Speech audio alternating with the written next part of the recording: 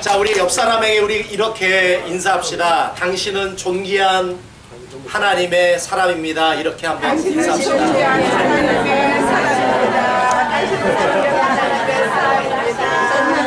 존귀한 사람. 예, 감사합니다. 예.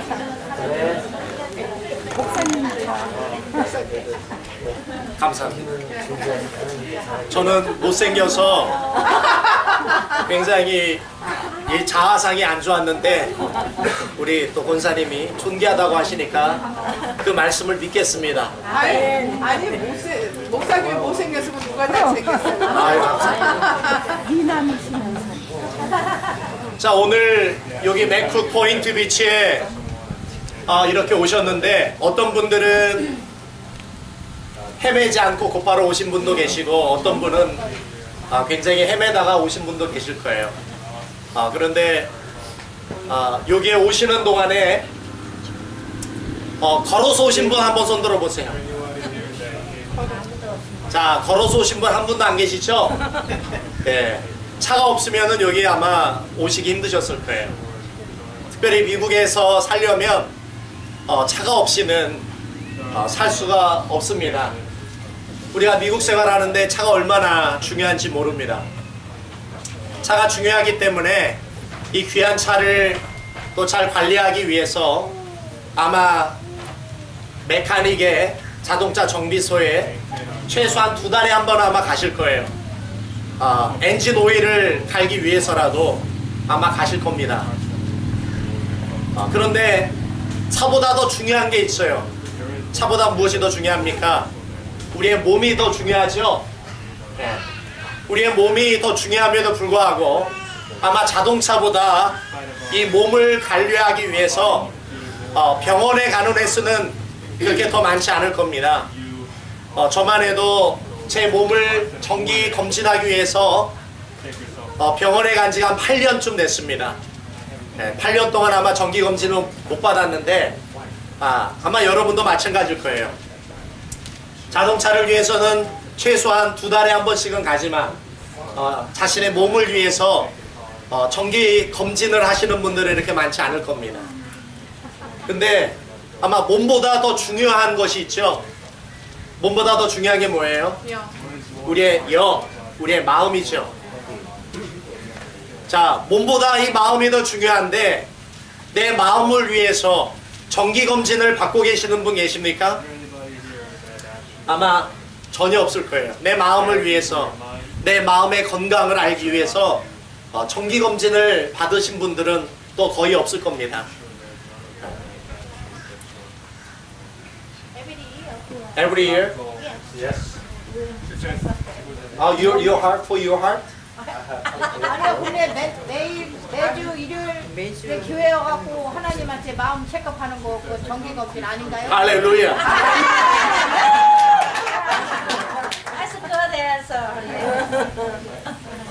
이 세상에서 내가 가지고 있는 것 가운데 가장 중요한 것이 내 마음인 줄 믿습니다. 내 마음보다 더 중요한 게 없는 거예요. 그런데 내 마음이 얼마나 건강하고 내 마음이 얼마나 잘 작동이 되고 있는지 내 마음을 돌아보는 그런 기회를 갖기가 쉽지가 않다는 거죠. 제가 목사이다 보니까 어떤 분이 종종 저에게 묻습니다. 목사님은 언제나 성령 충만하시니까 늘 행복하시고 늘 기쁘시겠습니다. 이렇게 묻습니다. 저는 이제 그 질문을 들을 때마다 한국에 있을 때에 제가 만났던 한 여성 한 분이 생각이 납니다. 이 여성분은 동네에서 제가 늘 만날 때마다 늘 실실 웃고 다니셨어요. 네, 머리에 꽃을 꽂고 늘 실실 웃고 다니셨어요. 제가 그분이 생각이 납니다. 제가 그 여자분을 뵐 때마다 우울하거나 슬픈 적이 한 번도 없었어요. 늘 웃고 계셨어요. 늘 실실 웃고 계셨어요. 그래서 동네 분들은 그분을 가리켜서 광녀라고 이야기를 했습니다. 이 세상에서 늘 행복하고 늘 즐거운 사람은 미치지 않으면 그게 불가능한 줄 믿습니다. 우리가 미쳐야만 우리가 늘 행복할 수가 있어요. 근데 저는 아직 예수님께 덜 미쳐서 늘 행복하지는 않습니다. 늘 즐겁지는 않습니다. 늘 행복하지 않더라도 우리는 우리들의 마음이 맑고 건강한 마음을 가지는 것이 얼마나 중요한지 모릅니다. 솔로몬이라고 하는 이스라엘의 왕이 그가 모든 영화, 모든 부귀를 경험하고 그가 모든 인생을 다 경험하고 나서 내린 결론이 있어요. 이 세상에서 가장 중요한 것이 있는데 그것은 사람의 마음이라고 하는 것이죠. 그래서 솔로몬이 잠언 4장 23절에서 이렇게 말씀했습니다. 무릇 지킬 만한 것보다 더욱 내 마음을 지키라. 생명의 근원이 이에서 남이니라. 아무리 세상에 부를 가지고 이 세상에서 출세를 하고 이 세상에서 모든 것을 다 가지고 있다 할지라도 마음이 우울하다면 그 사람은 성공한 인생이라고 말할 수 없습니다. 근데 반면에 내가 가진 것이 그렇게 많지 않고 내가 이룬 것이 그렇게 많지 않고 내가 배운 것이 많지 않다 할지라도 내 마음이 기쁠 수만 있다면 그 사람은 행복한 사람인 줄 믿습니다. 그러므로 이 세상에서 가장 중요한 것은 내 마음이에요. 내 마음이 행복하기만 하다면 우리가 어떤 조건 어떤 상황에 있다 할지라도 상관없습니다. 내가 행복하다고 하는데 내가 기쁘다고 하는데 누가 뭐라고 할 수가 있겠어요. 자, 그런 의미에서 내 마음을 맑고 건강하게 지키는 것, 그것이 얼마나 중요한지 모릅니다. 자, 그런 의미에서 오늘 이 시간에 내 마음이 얼마나 맑고 얼마나 건강한지 이거를 확인할 수 있는 3가지 중요한 지표가 있습니다. 이 지표를 통해서 여러분이 정말 얼마나 맑고 건강한지를 한번 돌아볼 수 있는 시간이 될 수 있기를 바랍니다. 자, 첫 번째, 맑고 건강한 사람의 특징은 어떤 사람이냐면 이 사람은 계절의 변화를 봄, 여름, 가을, 겨울을 가지고 계절의 변화를 느낍니다.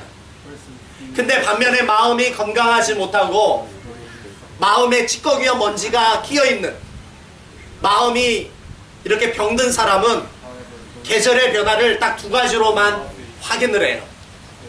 덥다, 춥다. 여러분은 계절의 변화를 덥다, 춥다로만 확인합니까? 아니면 봄, 여름, 가을, 겨울로 확인합니까? 할렐루야.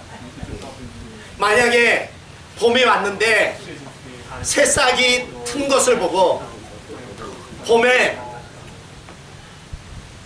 벚꽃이 피는 것을 보고 봄이 왔구나,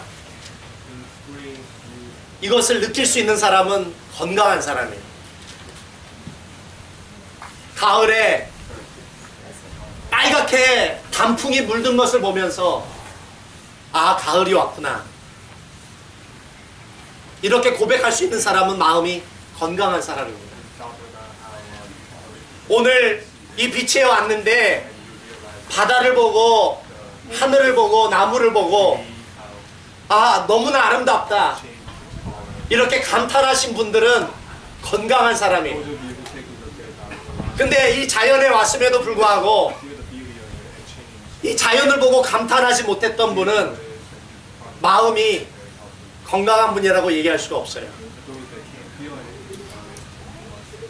여러분은 이곳에 오셔서 이 자연을 보고 이 자연의 아름다움과 푸르름을 보고 감탄하셨습니까? 아멘 한 사람이 한 3분밖에 없는 걸 보니까 나머지 분들은 저와 개인 면담을 좀 가질 필요가 있습니다.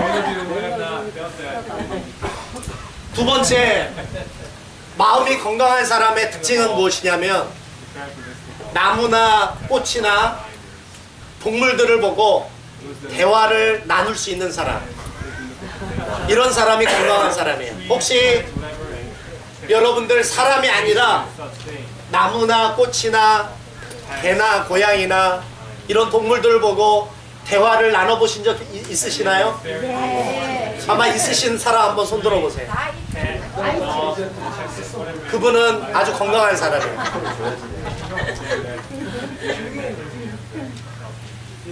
한국의 여성 산악인 중에 남난이라고 하는 산악인이 있어요.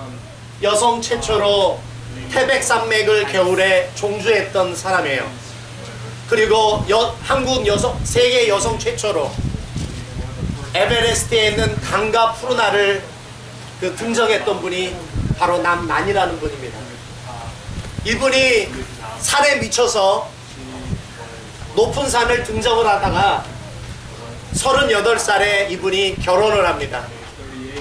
결혼을 해서 산에 미친 남자와 산에 미친 여자가 이렇게 결혼을 해서 아들 하나를 낳았어요. 그런데 그 남자가 어느 날 불교에 귀의하시는 바람에 머리를 깎고 스님이 되셨어요. 그래서 이 남난이라는 이 산악인이 혼자 아들을 키워나가기 시작을 했어요. 지리산에 등정하는 사람들에게 된장을 만들어서 파셨는데 1년에 이분이 버시는 돈이 600만 원에서 700만 원, 6,000불에서 7,000불. 많지 않은 돈을 버셨지만 이 남난이라는 산악인에게 어떤 기자가 인터뷰를 했는데 당신은 행복하냐고 물어봤더니 자기는 너무 행복하다는 거죠. 에베레스트 산의 강과 푸르나를 정복하고 세계에서 가장 유명한 산악인이 되어서 명성을 얻고 돈을 많이 벌던 그 시절보다 지금이 가장 행복한 시절을 보내고 있다는 거예요. 그래서 기자가 물었습니다. 어떻게 당신은 그렇게 행복하게 살 수 있습니까? 특히 남난이라는 산악인이 이렇게 고백했습니다. 아들을 대안학교에 보내놓고 지리산의 아주 낮은 산을 오른다는 거예요. 그리고 작은 산에 오르기 시작을 하면 산하고 대화를 나눈다는 거예요. 자기는 산에 오르면 산과 소통이 너무나 잘 된다는 거예요. 그리고 낮은 산에 솔밭쯤, 소나무밭이 있는 곳에 도달하면 등산화를 벗고 그리고 양발을 벗습니다. 그리고 나무에 가서 아름다리 나무를 이렇게 안아본다는 거예요. 그리고 나무를 향해서 이렇게 고백합니다. 나무야, 너 너무나 멋지구나. 너 너무 잘생겼다. 이렇게 고백을 한다라는 거예요. 그리고 나무에 귀를 대고 나무의 소리를 듣는데요. 봄이 되면 나무 속에서 물이 오르는 물소리를 들을 수 있다는 거예요. 그 소리를 들으면 얼마나 행복한지 모른다는 거죠.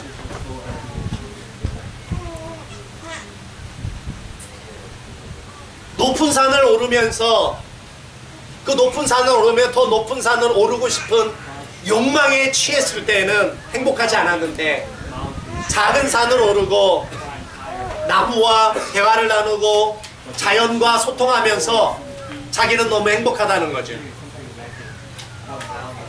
바로 이런 사람이 마음이 건강한 사람인 줄 믿습니다. 한 걸음 더 나가서 내 마음이 건강한지 건강하지 않은지를 확인하는 방법은 나는 하루에 얼마나 자주 웃느냐를 한번 관찰해 보십시오. 내 마음속 깊이 여러분 자주 웃으십니까? 아니면 여러분 자주 탄식하며 한탄만 하십니까? 자, 우리 한번 옆 사람에 우리 같이 격려합시다. 우리 자주 웃으며 삽시다. 이렇게 우리 격려합시다.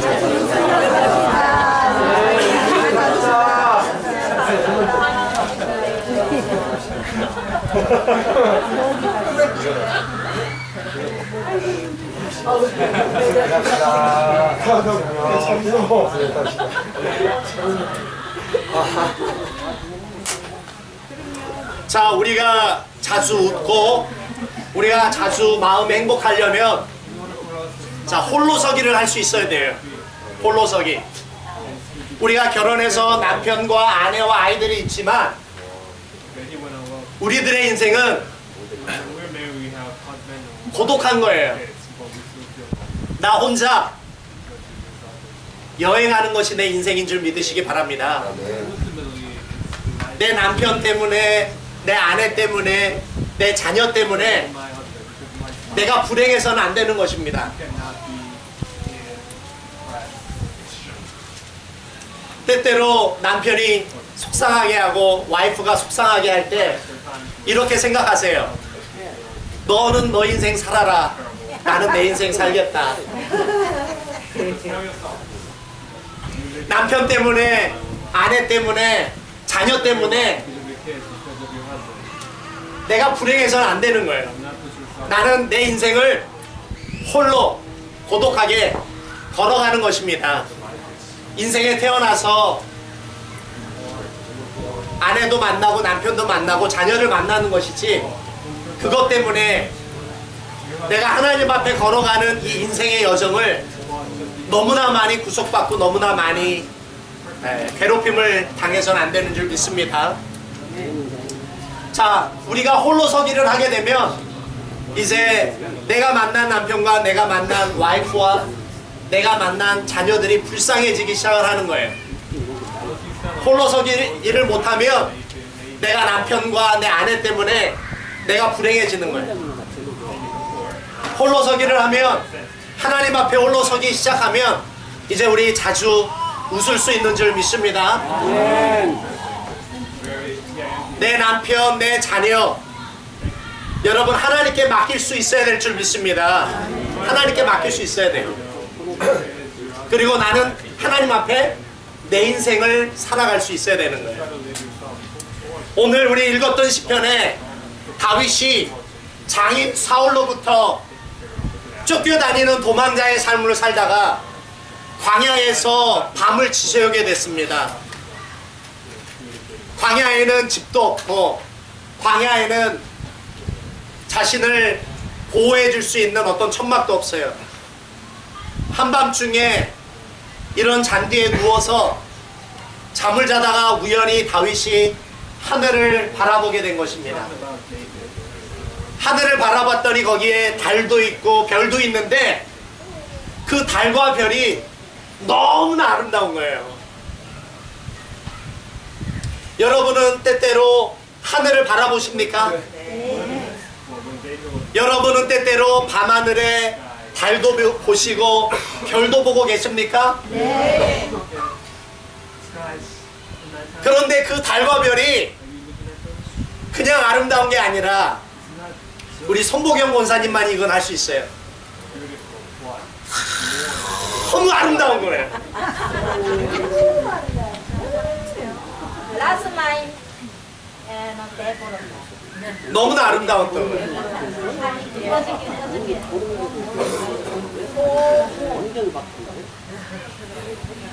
그런데 그 아름다운 달과 별과 하늘 속에 새겨진 하나님의 이름과 영광이 너무나 아름답게 보이기 시작을 한 거예요.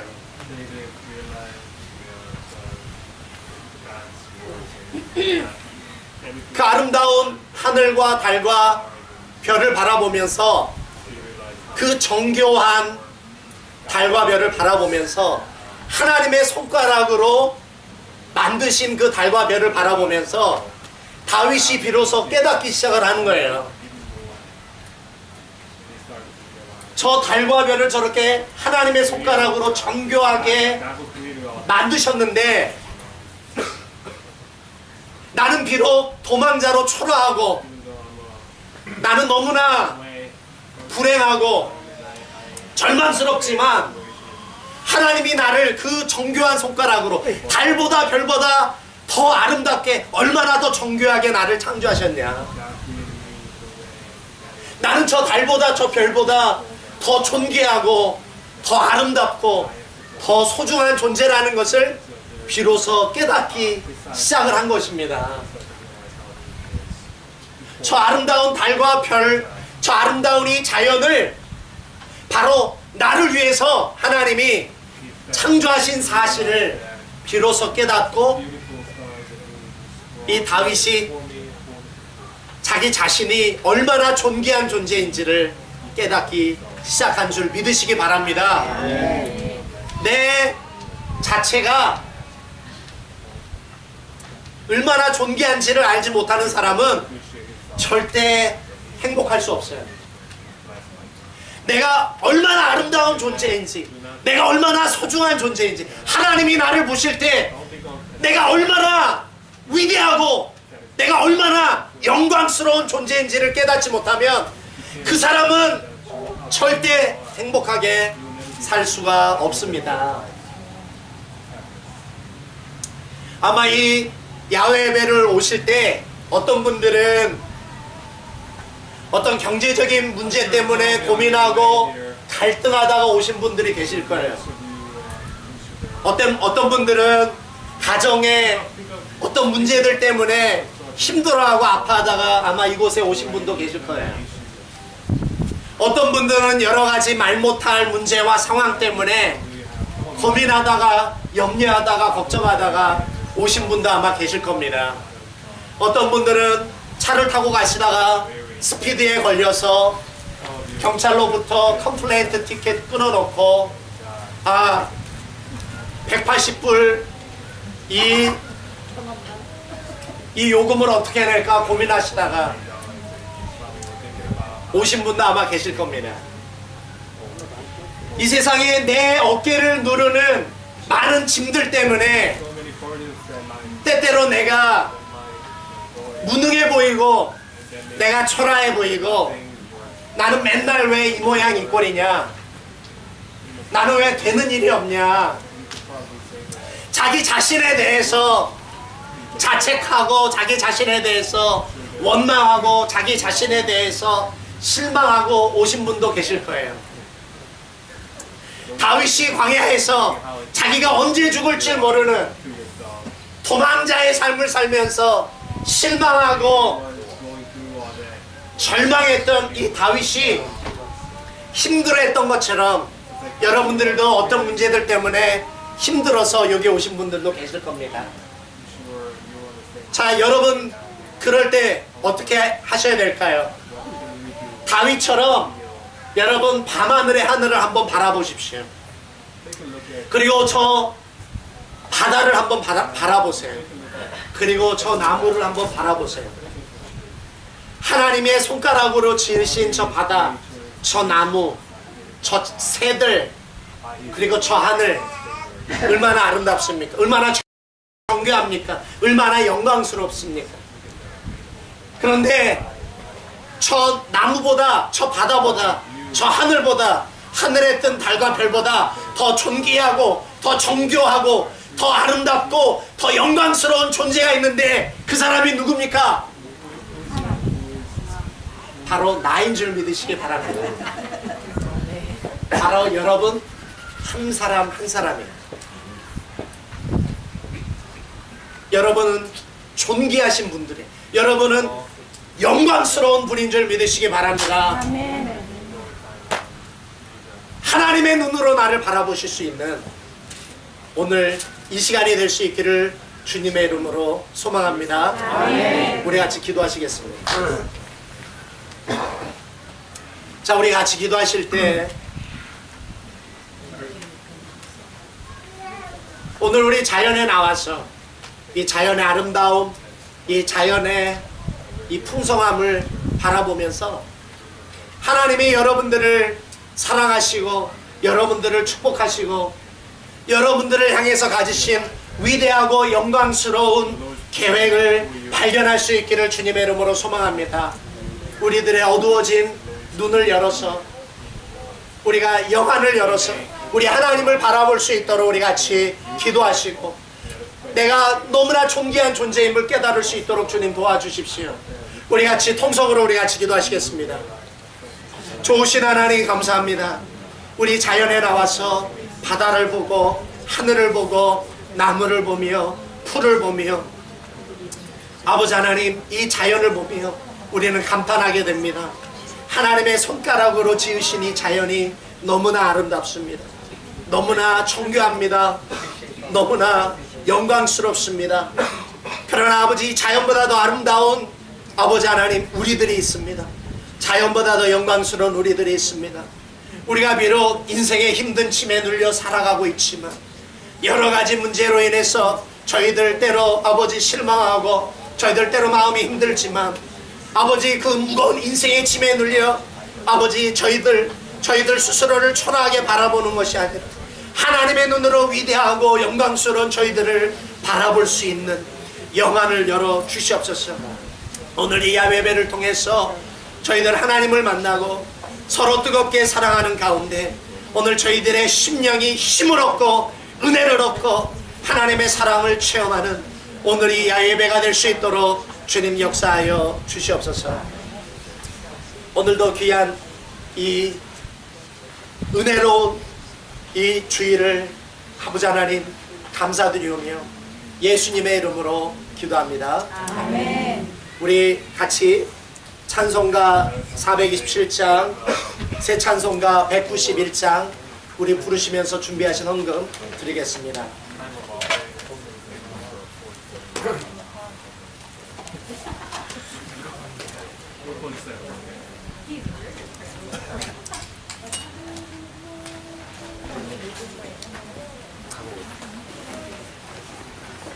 찬송가 427장, 새 찬송가 191장 같이 부르시겠습니다. 내가 매일 기쁘게 술래의 길에 남은 주의 팔이 나를, 우리 박수 치면서 부르겠습니다. 내가 주의 큰 복을 받는 참된 비결은